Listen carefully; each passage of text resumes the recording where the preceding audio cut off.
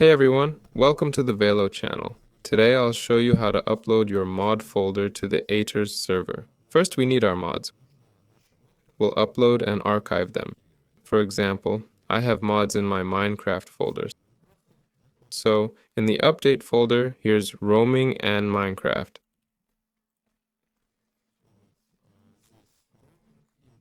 Let's say I want to upload this mod to the Minecraft server. Right-click on it and we need to archive it.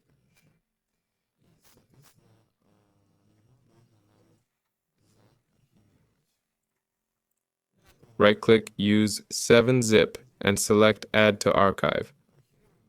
Archive it in the format we need. I'm using a zip file. Click OK. Now we have this zip file.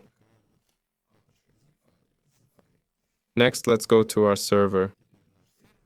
Go to the world folder through the files folder. Upload the folder here, or rather the file.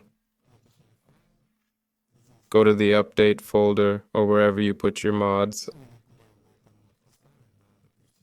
I'll just put it in downloads so it shows up here. Upload it, and now we have this mod. That's all for today. This was Velour. Like, subscribe, and have a great day. Bye, everyone.